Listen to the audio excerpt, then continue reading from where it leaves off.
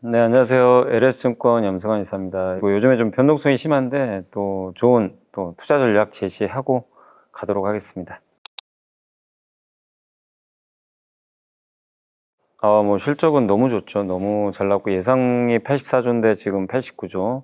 그리고 성과급을 지급해야 되다 보니까 성과급 제외하면 아마 100조 원이 넘어요. 그래서 분기에 한 기업이 100조 원을 버는 그런 역사적인 좀 사건을 우리가 맞닥뜨리고 있는데 안타깝게도 주가는 폭락해 버렸습니다. 오히려 이게 지속 가능한 거냐? 예. 그리고 미국의 빅테크들이 투자를 많이 하는데 이거 투자 줄이면 또 이 이익이라는 게 무너지는 거 아니냐? 이런 좀 우려감들이 있는 것 같아요. 그래서 작년부터 주가가 1년 내내 지금 오른 상태고 한 작년에 5만 원이었으니까 한 6배 가까이 올랐었죠. 예. 그런 좀 피로감에다가 실적에 오히려 이게 호재로 작용 안 하고 사람들의 좀 매도 심리. 일단 실적 발표 끝나면 또 다음 실적 발표까지 좀 약간 이제 그 재료 공백 상태로 가거든요. 그런 상황에서 또 최근에 삼성 하이닉스로 워낙 돈들이 쏠렸는데 새로운 또 돈들이 삼성 하이닉스를 지금 선택을 못 하고 있는 좀 유동성이 좀 위축되는 그런 흐름들이 좀 나오다 보니까 주가는 좀 아쉽게도 좀 오히려 반대로 좀 급락을 했지만 어쨌든 주가와 별개로 일단 찍힌 숫자 자체는 뭐 전 세계 지금 1등입니다. 근데 이제 보통 삼성전자 과거 데이터를 보면 이렇게 실적이 좋은 날 오른 역사는 없어요. 그냥 그날은 다 빠졌어요. 이제 정도의 차이는 있죠. 뭐 2% 빠지냐. 근데 일단 이번 실적 발표하고 나서 뭐 마이너스 8% 가까이 급락을 하니까 상당히 좀 이제 예전보다는 충격파가 큰데 또 그만큼 많이 올랐기 때문에 변동성도 크다고 보고 있는데 근데 보통 이렇게 좋은 실적 내고 당일은 빠져도 일주일 안에는 주가가 다시 오르는 경향이 많았고 실적이 이게 이번 2분기가 꼭지가 아니라면 그러니까 지난 1분기도 실적 발표하고 그날은 빠졌다가 일주일 만에 주가가 많이 올랐거든요. 그 배경은 1분기 실적이 오히려 올해 저점이 됐고 2분기, 3분기, 4분기로 갈수록 좋다라는 그런 의견들이 나왔거든요. 근데 이번 2분기 실적도 이게 사상 최고치긴 하지만 이 실적이 끝이 아니거든요. 내년은 더 좋습니다. 그런 것들에 대한 공감대가 좀 형성이 된다면 주가는 조금 시간을 갖고 다시 회복될 걸로 좀 보고 있거든요. 그래서 버는 돈에 비하면 주가가 여전히 쌉니다. 이익 대비해서는 주가가 비싼 편은 아니기 때문에 그렇게 생각한다면 지금 불편하죠. 되게 막 주가도 혼란스럽고 예, 혹시 또 우리가 모르는 악재가 있나 뭐 이런 좀 불안감들도 있을 수는 있지만 뭐 그건 우리가 알 수가 없는 거니까요. 지금 현재 나온 데이터나 앞으로의 전망들을 본다면 지금 조정은 뭐 도망가야 될 조정이 아니라 오히려 좀 뭐 한 번에 산다기보다는 좀 나눠서 분할로 비중을 늘려야 될 그런 좀 저가 매수의 기회가 아닌가라고 생각은 하고 있습니다. 그 숫자는 뭐 너무 좋은데 이제 이 숫자가 앞으로도 유지되려면 제일 중요한 게 미국의 이제 아마존, 메타, 마이크로소프트, 구글이 지금 데이터 센터 엄청 짓잖아요. 그들이 데이터 센터를 짓는 과정에서 메모리가 너무 많이 필요하니까 그걸 이제 구매를 하려고 봤더니 공급이 없어요. 그러니까 이제 부르는 게 값이죠. 그래서 실제로 엄청나게 단가가 올라갔죠. 이제 그것 때문에 반도체 지금 영업이익률이 이번에 삼성전자가 성과급 제외하고 영업이익률을 계산해 보니까 60%가 넘어요. 뭐 사실은 제조업체가 영업이익률 60%면 사기라고 그러죠 보통. 있을 수 없는 수치인데 그런 게 나왔다는 거는 그만큼 공급이 없다는 얘기죠. 공급은 없고 수요는 폭발한다는 얘기인데 그럼 이 구조가 앞으로도 이어질지 아니면 꺾일지를 봐야 되는데 그걸 결정하는 거는 결국엔 두 가지죠. 첫 번째가 빅테크가 계속 투자를 할 거냐 요건데 요거는 지금은 투자는 하는 걸로 지금 다들 인정을 하고 있는데 7월 말에 이들이 실적 발표를 또 동시에 해요. 그날 결정이 돼요. 투자를 더 할 거다. 좀 줄일 거다. 요거를 그때 가야 우리가 확인이 가능하거든요. 약간 이제 2, 3주 정도는 어쩔 수 없어요. 뭐 우리가 알 수는 없는 거니까 CEO들이 얘기를 해야 되니까.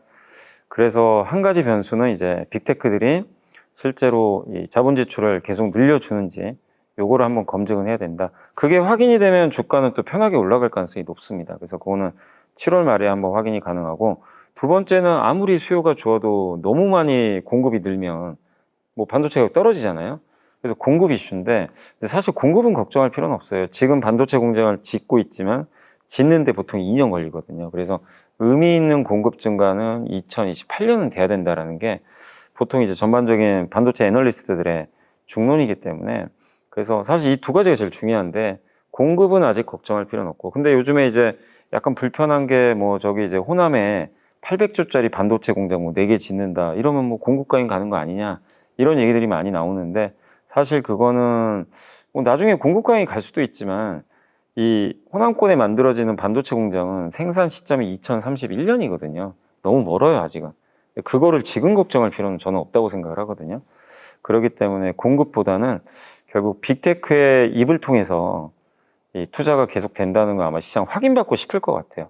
근데 그거를 지금 우리가 알 방법은 없기 때문에 당분간은 조금 불확실성은 있겠지만 그게 좀 뭐 확실한 쪽으로 결론이 잘 나준다면 반도체도 다시 한번 레벨업하는 그런 흐름이 한번 있을 것 같고, 또 한 가지 이제 변수는 뭐 그 이제 FMC죠. 미국의 FMC에서 이것도 7월 말인데 공교롭게 그때 미국이 지금 금리 동결이냐 인상이냐 이 논란이 많잖아요. 지금 예상은 올해 한 번은 인상할 것 같아요. 지금 분위기가. 근데 7월에 FMC가 열려서 동결 쪽으로 분위기가 좀 또 잡히는 모습이 나온다면 이건 주식시장 전반에 좀 호재죠.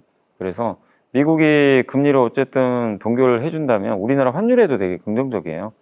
그래서 외국인 수급에도 영향을 좀 줄 수 있는 사안이니까 그걸 종합을 한다면 저는 FMC가 좀 지나서 금리 동결 쪽으로 어쨌든 분위기가 잡힌다면 역시 또 좋은 모멘텀 나오지 않겠냐. 근데 이 모든 게 7월 말로 좀 다 예정이 돼 있다 보니까 어쩔 수 없이 한 2, 3주는 조금 불확실한 가운데 주가는 좀 등락을 거듭하는 좀 부진한 흐름이 좀 당분간 나올 수 있다라고 좀 생각을 하고 있습니다. 지금 아까 말씀드린 지금 빅테크들이 계속 투자를 하고 반도체 공급이 증가하는 건 시간이 걸리거든요, 시차가. 그래서 내년까지 공급 부족이 가속화될 거고, 지금 AI 데이터 센터가 지금 미국도 짓지만 지금 우리나라도 이번에 메가 프로젝트 발표해서 전국에 지금 많은 데이터 센터를 짓겠다고 발표했죠. 그게 일반 데이터 센터가 아니라 AI 데이터 센터입니다. 거기에는 각종 첨단 반도체가 많이 들어가고 메모리 반도체 말할 것도 없죠. 그런 것들이 많이 필요하기 때문에 그런 수요 기반도 지금 무너질 가능성이 높진 않거든요. 그래서 결국엔 HBM은 원래 좋았죠. 원래 좋았지만 이번에 실적 좋은 거는 이제 범용 디램이라고 그러죠. 삼성전자가 원래 이쪽이 좀 강하거든요. 그래서 거기 가격이 엄청나게 올랐고요. 뭐 만들 수 있는 뭐 이런 뭐 물량이 좀 적은 상황에서 AI가 추론 시대로 넘어가면서 데이터를 AI가 스스로 많이 저장을 해야 돼요. 근데 그런 것들을 HBM에 저장하는 게 아니라 좀 HBM보다는 좀 성능이 떨어져도 저장 기능에 충실한 뭐 낸드라든가 범용 디램에 좀 이렇게 저장들을 많이 하고 있기 때문에 AI 추론 또 AI 에이전트 시대 이게 본격화된다는 관점에선 어쨌든 메모리 수요에 대해서도 걱정할 필요는 없고, 또 범용 디램은 생산도 많이 늘릴 여력이 없어요. 지금 만약에 삼성전자이닉스가 증설을 하더라도요 우선순위 HBM부터 하거든요. 이걸 먼저 하다 보니까 요 범용 디램을 후순위예요. 여기를 늘릴 지금 여력이 좀 없는 거죠. 그러면 여기는 수요가 여전히 여기도 많은데 이거 공급은 여전히 안 되니까 가격은 계속 오를 수밖에 없는 거죠. 그래서 최근에 이제 보면 많이 쓰는 게 DDR5인데 DDR4, 심지어 DDR3 옛날 건데 막 그런 제품도 가격이 막 오르는 막 이상한 현상이 좀 발생하거든요. 그러니까 전반적으로 전통 반도체에 대한 그 공급 자체가 지금 굉장히 축소된 상태니까 그 수혜는 사실 삼성이 더 많이 받아요. 하이닉스가 HBM 비중이 좀 높거든요. 그래서 이번 사이클에서 삼성전자가 그 하이닉스보다 훨씬 좋은 실적을 낼 걸로 좀 기대를 하고 있고 이미 지금 숫자로도 검증이 된 게 그런 이유 때문입니다. 그래서 삼성전자한테는 범용 디램 사이클이 상당히 좋고 이게 일회성이 아니죠. 내년까지는 적어도 이어진다라는 게 대부분의 분석이기 때문에 구조적이다라고 생각을 하고 있습니다. 경쟁력은 HBM3E까지는 하이닉스가 우위였죠. 그래서 거의 엔비디아에 독점 납품을 했고 작년 이제 막바지 아마 HBM3를 가까스로 이제 엔비디아 테스트 통과해서 납품한 걸로 아는데 HBM4는 좀 만드는 방식이 달라요. 이제 HBM3E까지는 보통 이렇게 HBM을 12단으로 이렇게 쌓거든요. 아파트처럼. 근데 맨 밑에 요새 아파트는 뭐 맨 밑에 뭐 물론 이제 아파트 1층에 뭐 입주하는 분들도 있지만 요즘에 건물 보면 밑에 뭐 주차장을 만들거나 상가가 들어오는 경우들도 있잖아요. 이걸 이제 보통 반도체에서는 베이스 다이라고 하는데 요 베이스 다이가 위에 HBM과 이 옆에 GPU가 있어요. 이걸 연결해주는 통로예요. 근데 그거를 HBM3E까지는 메모리로 그냥 만들었어요. 그 다이 자체도. 그래서 그때까지 하이닉스가 경쟁력이 더 좋았는데 요 HBM4부터는 메모리 요 맨 밑에 있는 다이를 파운드리로 만듭니다. 그러니까 하이닉스는 TSMC 맡기고요. 삼성은 파운드리를 직접 하잖아요. 그래서 자체 4나노 공정으로 그걸 만들어요. 근데 아무래도 TSMC는 12나노, 삼성은 4나노니까 삼성께도 좋을 수밖에 없죠, 성능이. 그래서 그걸 채택을 했고 수율도 지금 잘 나오는 상태다 보니까 아마 이 뉴스 들어보셨을 거예요. 엔비디아에 삼성이 HBM4를 먼저 테스트 승인받았다. 이 얘기가 몇 달 전에 나왔었죠. 그래서 오히려 HBM4 물량은 확인은 해봐야 되겠지만 최근에 기술력 면에서는 오히려 하이닉스를 좀 앞서는 모습들도 좀 나오고 있기 때문에 확실히 그동안 좀 HBM에서는 뭔가 부진했던 삼성전자가 HBM4부터는 반격의 기회를 맞아서 좀 약진하고 있다. 이렇게 좀 바라보시면 좋을 것 같습니다.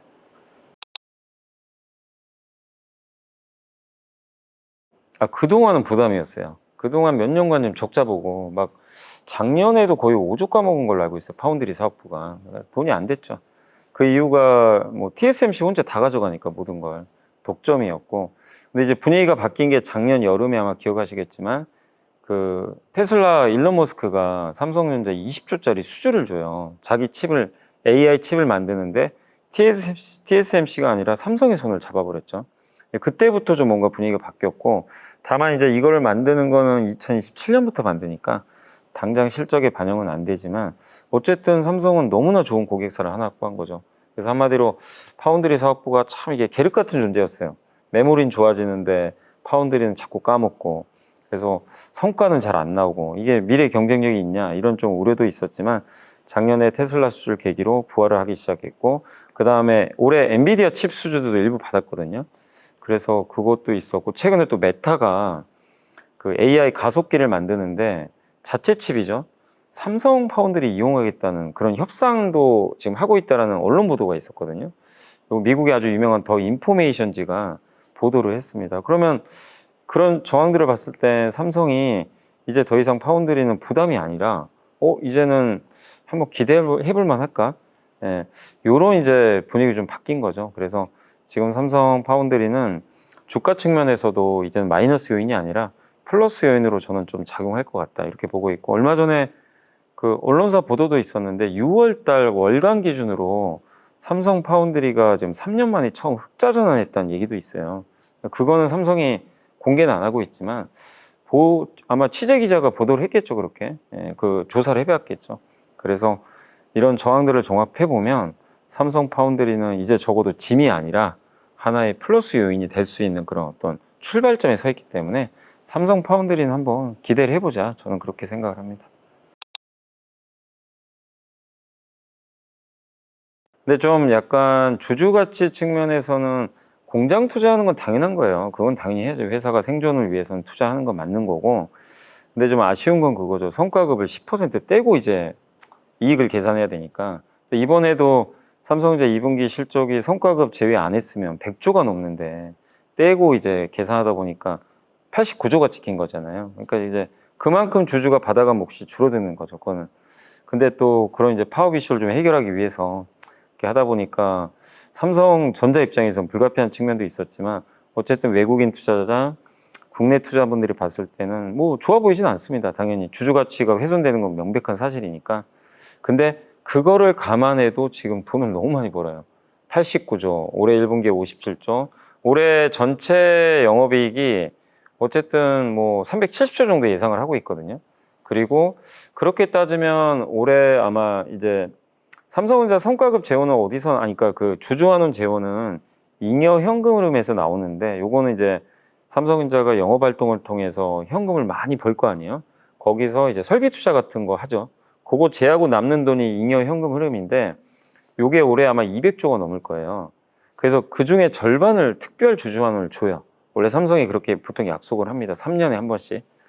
그래서 올해 아마 하반기에 그거 발표할 거예요. 또 3년 지금 이제 3년 단위로 발표하니까. 그래서 26년이면 끝나거든요. 그래서 올해 하반기에 발표될 텐데 지금은 그 어느 때보다 돈을 엄청 벌잖아요.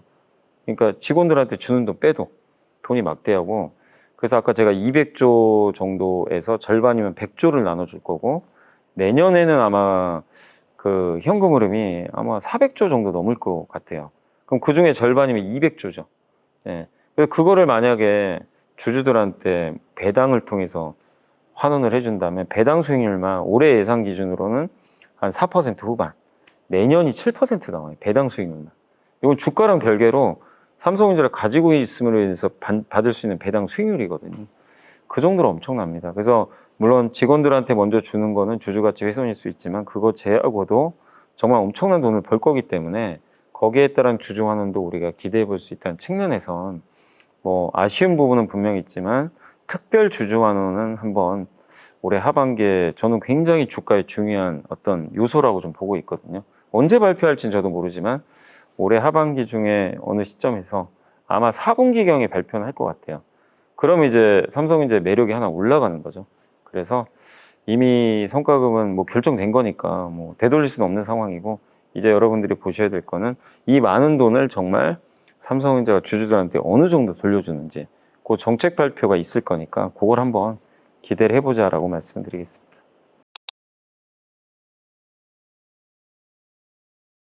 실제로 이번 2분기 실적에서 물론 아직은 추정이긴 하지만 삼성전자 모바일 사업부가 적자난 것 같더라고요. 보통 분기당 3조씩 벌거든요, 영업이익이. 이번에 한 1조 원 정도 까먹은 것 같아요. 그 이유 중에 하나가 반도체 값이 너무 올랐죠. 네, 애플도 최근에 이제 불만을 토로한 거죠. 너무 반도체 값이 오르니까 아이폰 가격 올릴 수밖에 없을 것 같다. 이런 소비자들이 저항을 하잖아요. 그래서 이 스마트폰 수요가 줄 가능성이 높는데, 다만 그게 주가에 영향을 주긴 어려워요. 왜냐하면 옛날 같으면 이 스마트폰이나 PC가 안 팔리면 당연히 반도체 주가에 안 좋습니다. 예, 요게 하나의 큰 축이거든요, 수요가. 근데 지금 메모리 반도체 수요의 대부분은 저기 AI 서버에서 나와요. 빅테크들. 이들은 반도체 가격이 오른다고 해서 구매를 안 하는 게 아니라 지금도 이 높은 가격에 장기 공급 계약 5년짜리 계약 맺어가지고 물량을 어떻게든 가져가려고 그래요. 그렇기 때문에 가격 저항이 낮고, 그러니까 아이폰에 들어가는 메모리 반도체 값이 오르면 이거는 안 좋을 수밖에 없는 게, 여러분들이 아이폰 값 오르면 아, 내년에 살까 이럴 수 있거든요. 안 사버려요, 그냥. 수요가 줄죠. 예. 근데 기업들이 사는 어쨌든 물량, 이 데이터 센터를 지어야 되는 거는 속도가 되게 중요하거든요. 빨리 줘야 돼요. 이걸 뭐 1년 미루고 이럴 지금 여유가 없는 상태에서 반도체 값 올랐다고 투자를 주저하기가 되게 어렵거든요. 그래서 가격 저항이 낮은 거죠. 근데 이쪽이 지금은 메모리 반도체 수요의 대부분을 차지하니까, 그래서 스마트폰이 안 좋아지는 거는 좋은 건 아니지만 그게 메모리 반도체 주가를 결정하기는 좀 어렵고, 뭐 반대로 또 스마트폰이 잘 팔린다고 해서 이게 주가가 올라갈까요? 또 그럴 것 같지도 않아요. 왜냐하면 비중이 지금 많이 줄어들었기 때문에. 그래서 주가에 결정을 줄 수 있는 요인은 아니라 약간의 소음은 될 수 있다, 이렇게 생각을 하고 있습니다.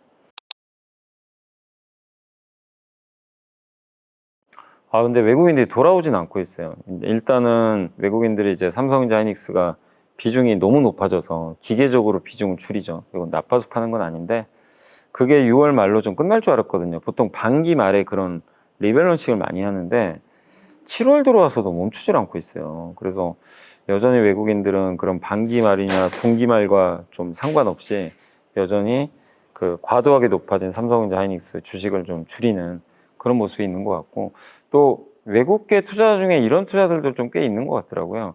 과거 사이클을 이제 그 놓고, 과거에 보통 이렇게 실적이 좋을 때 보통 피크아웃 찍고 삼성전자 사이클이 끝나는 경우들이 되게 많았거든요. 그러니까 너무 좋은 사이클이지만 역으로 생각하면 더 좋을 게 뭐가 있지? 예, 더 좋았나? 그리고 이익 증가율도 이제 둔화됩니다. 2분기까지는 이익 증가율이 가파르게 올라가는데 이익은 증가하는데 이제 증가율이 서서히 좀 둔화되는 거죠.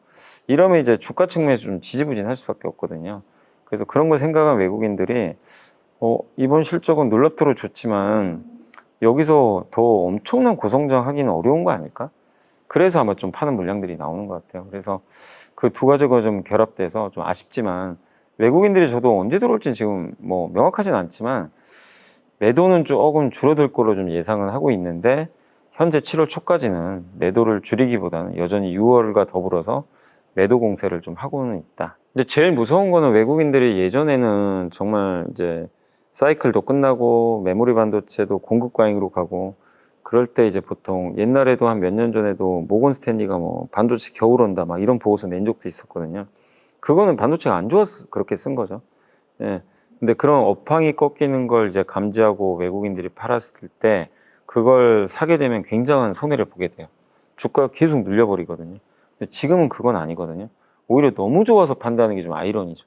너무 좋으니까 비중이 올라가서 줄이는 그런 아이러니가 있고 여전히 그리고 아까도 제가 애플 말씀드렸지만 애플이 오죽하면 중국 반도체 쓰겠다까지 협박을 하겠어요. 반도체 값이 너무 오르니까 가격을 좀 낮추라고 압박을 하고 있는 건데 그 얘기는 돌려 말하면 반도체 가격이 낮아지기가 되게 어렵다는 얘기예요. 현실적으로.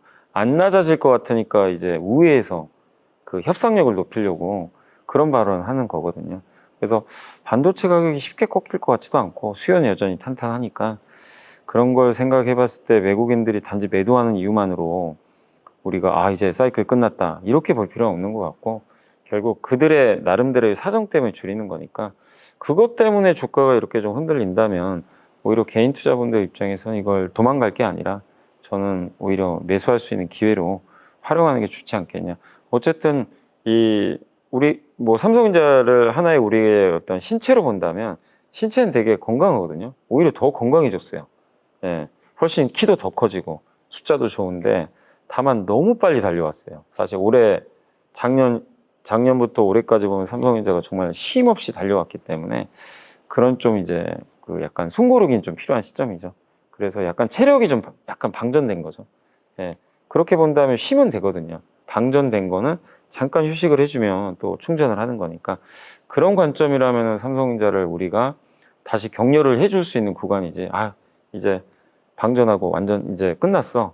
이렇게 보는 지금 단계는 아니라고 보거든요. 다시 한번 충전을 통해서 올라갈 수 있는 구간을 준비하는 구간이기 때문에 지금은 저는 기회라고 생각을 하고 있습니다.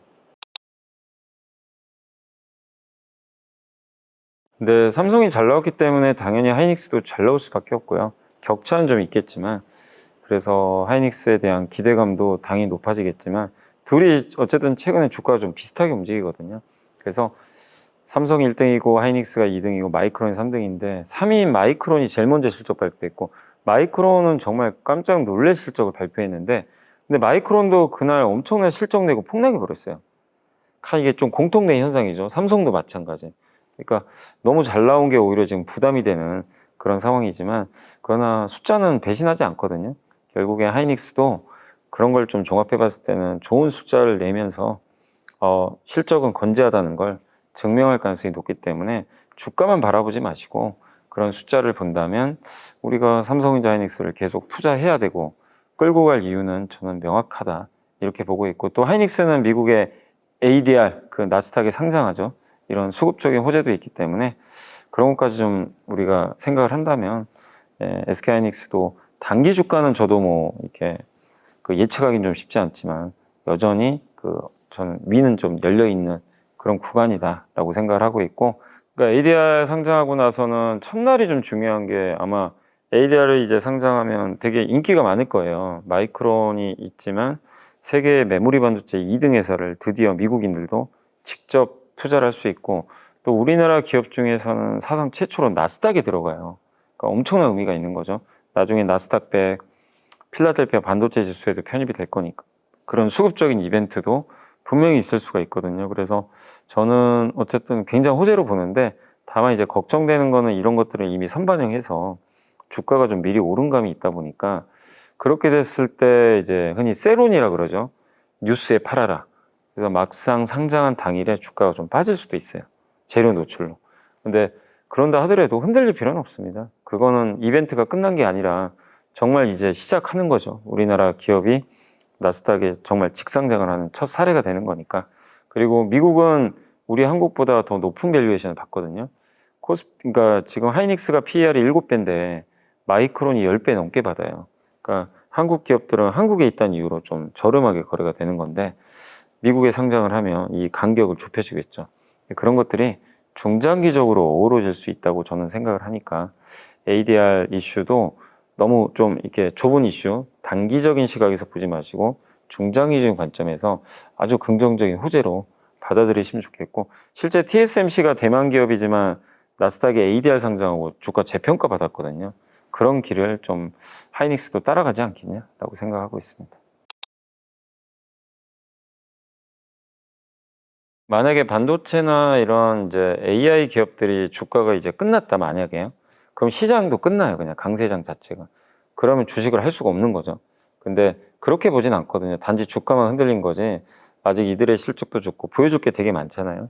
그렇기 때문에 저는 이번 조정 구간은 기회라고 생각하고 있고, 다만 이제 여러분들이 포트폴리오를 정리를 이제 좀 잘 갖춰야 되니까, 이번 사이클이 어쨌든 AI 사이클이고 이들이 주도주라고 생각한다면 포트에서 이쪽 비중을 한 절반 정도는 삼성전자, 하이닉스, 또 우리가 흔히 말하는 AI 관련 기업들이 여러 개 있잖아요. 그런 것들로 일부 좀 이번 조정 구간에 비중을 좀 더 늘려서 포트를 좀 이제 확보하시면 좋겠고, 다만 상반기에 너무 반도체만 갔어요. 막 쏠리니까. 근데 되게 좋은 기업들 많아요. 지금 이 주가는 급락했어도 실적 좋고 하반기에도 모멘텀 좋은 기업들이 많은데 수급을 뺏겨가지고 억울하게 빠진 것도 되게 많거든요. 그런 쪽도 좀 일부 채워 넣는 거죠. 그 기업들은 부담도 없고요. 지금 워낙 빠져 있으니까. 대표적인 이제 거기 관련된 기업들이 하반기에 좀 괜찮을 만한 게, 뭐 저는 배터리 쪽 2차전지도 지금 최근에 ESS 모멘텀도 좋은 편이고, 화장품 좋고요. 또 최근에 호텔, 그 외국인들이 지금 굉장히 좀 많이 들어오잖아요. 그래서 역대급으로 한국에 많이 오는데 호텔은 또 공급이 부족하고, 그 다음에 엔터도 되게 억울하게 빠졌어요. BTS 정말 잘하고 있고 빅뱅도 컴백하거든요. 근데도 주가는 반토막이 났기 때문에 찾아보시면 기업 가치들은 좋아지는데 너무 반도체 쏠림 때문에 빠진 업종들이 되게 많습니다. 그런 업종들을 뭐 일부 좀 이렇게 안 좋은 장에서 편입을 해 놓으시면 포트폴리오가 되게 좀 단단해질 수 있어요. 마지막으로 또 어쨌든 정부가 또 밸류업 하니까 거기 관련된 증권사나 지주사도 이런 조정 구간을 이용해서 포트를 좀 어느 정도 다변화 시켜 놓는 거죠. 그래서 하반기에 우리가 좀 좋은 성과를 내기 위해서는 결국 이번 7월에 지금 조정 구간이 이어지는데, 이 조정 구간에서 포트를 어떻게 짜느냐가 되게 중요하다고 생각하거든요. 그 포트폴리오를 좀 정교하게 좀 설계를 하셔가지고 7월 좀 힘든 장이지만 잘 이겨내시기를 당부를 드리고 싶습니다.